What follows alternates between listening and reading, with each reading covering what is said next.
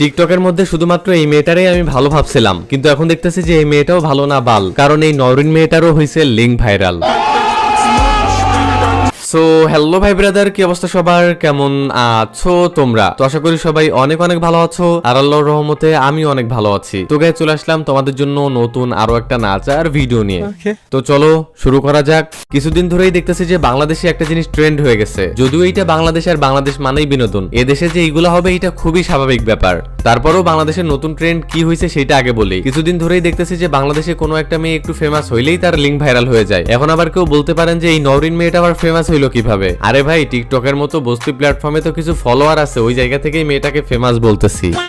This video sponsor by 1xBet। Cricket world cup শুরু হতে চলেছে, এখন 1xBet এ অর্থ উপার্জন করার একটা দুর্দান্ত সুযোগ আছে, যে সুযোগটা কাজে লাগিয়ে আপনারা এখান থেকে লক্ষ লক্ষ টাকা ইনকাম করতে পারবেন। যদি আপনি এই ম্যাচগুলোতে বাজি ধরেন তাহলে BMW, ল্যাপটপ, আইফোন সহ আরো অনেক দামি দামি পুরস্কার জিততে পারবেন। আর আমার প্রোমো কোড SOBU69 ইউজ করলে ফার্স্ট ডিপোজিটই পেয়ে যাবেন 26,000 টাকা পর্যন্ত বোনাস। ক্রিকেট ফুটবলে ভালো জ্ঞান থাকলে টাকা ইনকাম করা এখন আপনার বা হাতের খেলা। এখানে আপনি পাবেন ক্রিকেট, ফুটবল সহ আরো অসংখ্য গেমের লাইভ স্কোর। এইসব স্কোরে আপনার মতামত বা প্রেডিকশন করে জিতে নিন এখান থেকে দ্বিগুণ টাকা। তো আর দেরি কিসের, এখনই পিন কমেন্টে থাকা লিঙ্ক থেকে রেজিস্টার করুন 1xBet। আর হ্যাঁ, আমার প্রোমো কোড SOBU69 ব্যবহার করতে কিন্তু ভুলবেন না।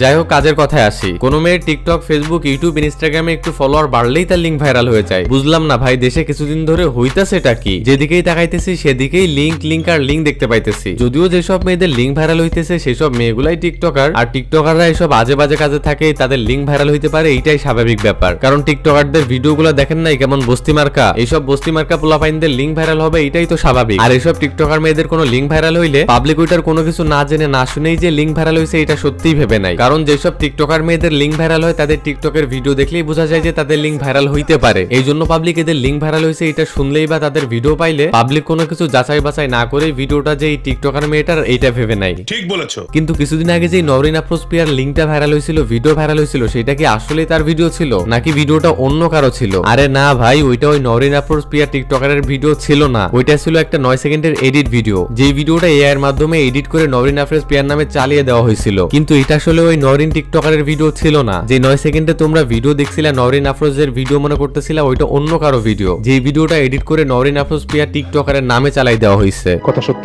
এখন তোমরা যে লিংকে 9 সেকেন্ডের একটা ভিডিও দেখছো, সেই ভিডিওটা নরিনের না বলে তোমরা আবার মনে করো না যে এই মেয়েটা এতটাও ভালো। এই মেয়েটা কিন্তু ভাই এতটাও ভালো না। এই মেয়েটা কিছুদিন আগে ধর্ম নিয়ে ব্যবসা শুরু করছিল, আর এই টিকটকার মেয়েটা যখন ধর্ম নিয়ে ব্যবসা শুরু করছিল তখন কিন্তু আমি সেটা নিয়ে একটা ভিডিও আপলোড করছিলাম। সেটা হইতেছে যে এই মেয়েটা হঠাৎ করে হজে গেছিল, এমনকি হজে যাওয়ার ভিডিওগুলো টিকটকে আপলোড করতেছিল। আর এইসব হজের ভিডিওগুলো দেখার পরে পাবলিক ভাবতেছিল যে যাই হোক, মেয়েটাকে টিকটকে উল্টাপাল্টা নাচন কোজনের ভিডিও আপলোড দিত, কিন্তু এখন হজে গেছে, এমনকি হজে গিয়ে হজ করতেছে আর সেই সব হজের ভিডিওগুলো আপলোড দিতেছে। কিন্তু এই মেয়েটা হজ থেকে এসে আবার সে আগের মতো নাচন কোজনের ভিডিও আপলোড দিতে থাকে। মানে মাঝখানে সে হজে গেছিল আর হজে যাওয়ার পরে হজে যাওয়ার সেই ভিডিওগুলো আপলোড দিয়ে বেশি বেশি ফলোয়ার কামাই নিয়েছিল। কারণ জানেন না ভাই, বাংলাদেশের একটু অন্যরকম ইমোশনাল, এইসব ভিডিওগুলো দেখলে একটু বেশি সাপোর্ট করে, আর মেয়েটা এই সুযোগটাই নিয়েছিল আর কি। মানে এই মেয়েটার চিন্তাধারা এমন ছিল যে হজে যাওয়ার পর আর কোনো কিছু হোক বা না হোক, আমার কিছু ভিডিও করা হোক, যেন এইসব হজের ভিডিওগুলো আপলোড দিয়ে আমি টিকটকে বেশি বেশি ফলোয়ার কামাইতে পারি। তারপর যখন মেয়েটা টিকটকে ফলোয়ার কামানো হয়ে গেছে, তখন আবার হজ থেকে বাসায় এসে সে আগের ফর্মে ফিরে আসছে। এক কথায় যেটাকে বলে বাইনচোদ।